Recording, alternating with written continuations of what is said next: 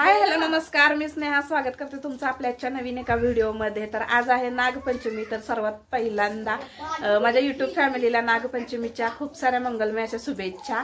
तर जेवण वगैरे सगळं आवरलं, आता दुपारची वेळ आहे, घरातली सुद्धा नागोबाची वगैरे पूजा वगैरे केले। तर ते मी आता आल्यानंतर दाखवते। मी आता चालले आमच्या इथल्या नागोबा मंदिराजवळ।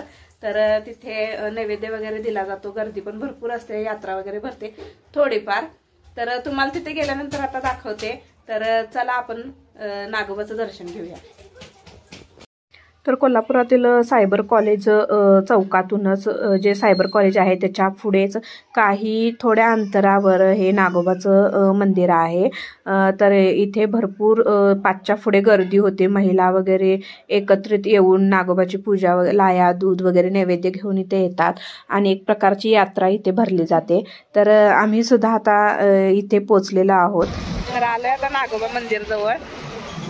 तर चला आता दर्शन घेऊया। तर घरातून मी दही भाताचं नैवेद्य, त्यानंतर पुरण करून कडबू बनवतात आमच्याकडे, तर ते घेतले होते। त्यानंतर नागोबासाठी दूध, लाया, अगरबत्ती, कापूर वगैरे आणलं होतं, फक्त नारळ बाकी होता।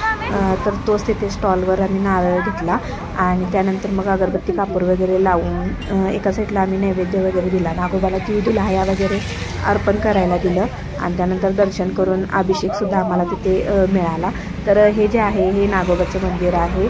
तर आमच्या एरियातलं हे प्रसिद्ध नागोबाचं मंदिर आहे।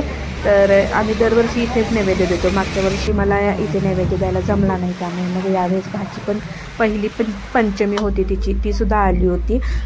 तर तिने सुद्धा नारळ वगैरे अर्पण केला तिथे आणि दर्शन छान प्रकारे झालं। गर्दी नव्हती, कारण इथे गर्दी होती ती 4 ते 5च्या दरम्याने सगळ्या महिला एकत्र येतात नटून थटून पारंपरिक वेशभूषेमध्ये आणि इथे नागपंचमीचा सोहळा संपन्न होतो।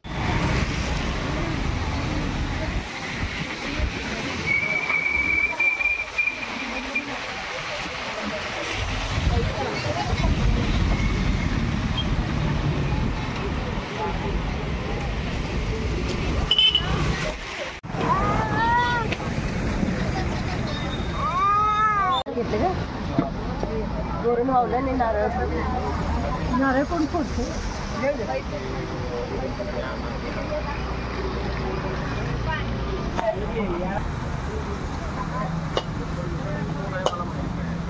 तर नागोबाला नैवेद्य वगैरे अर्पण केला, तिथली पूजा वगैरे झाली आणि त्यानंतर मग आम्ही डायरेक्ट बापट कॅम्पमध्ये गेलो घरगुती गणेश मूर्ती बघण्यासाठी। तर आम्हाला दगडूशेठ मूर्ती घरगुती बघायची होती। तर त्यासाठी बापट कॅम्प थोडासा फिरला, सगळीकडे चौकशी केली। तर काही ठिकाणी होत्या चांगल्या मूर्त्या होत्या, तर काही ठिकाणी अजून काम अपूर्ण होतं, फक्त मूर्ती बनवून तयार होती, अजून रंगकाम वगैरे होतं। तर आम्ही दर वगैरे सगळं चौकशी केली। तर गणपती बाप्पाला सजवून वगैरे कितीपर्यंत काय याचे रेटचे सगळे चौकशी केली। तर एकाच ठिकाणी चौकशी न करता 2-3 ठिकाणी चौकशी केली। तर व्हिडिओ कंटिन्यू करा।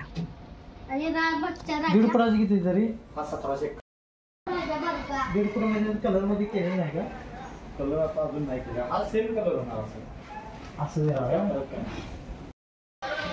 तर आता आलोय आम्ही बापट कॅम्पमध्ये घरगुती गणेश मूर्ती बघण्यासाठी। तर आता अनेक ठिकाणी आलोय, तर बघूया चला।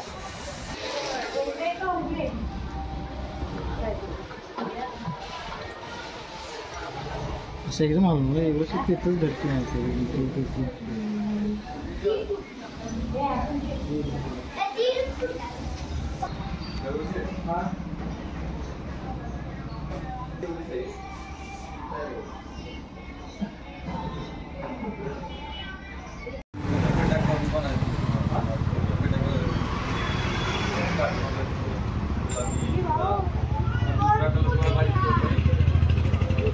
आई ग किती 1500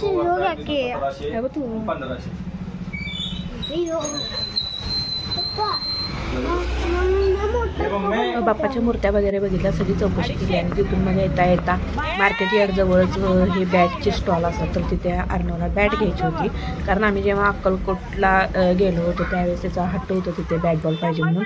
तर तो प्लॅस्टिकचा घेत होता। तर त्याला बोलले की प्लॅस्टिकचा घेण्यापेक्षा आपण लाकडीमध्ये घेऊया। तर इथे ह्या एका स्टॉलवर 250 रुपये सांगितले आणि त्यानंतर इथे पुढे जे काका आहेत तर त्यांनी आम्हाला 150 रुपयाला करून दिली. तर फायनली आम्हाला बॅट घेतली आणि त्याची खुशी बघू शकताय किती खुश झालेला आहे तो. तर कसा वाटला व्हिडिओ नक्की सांगा. आवडल्यास लाईक शेअर सबस्क्राईब करा. चला बाय बाय.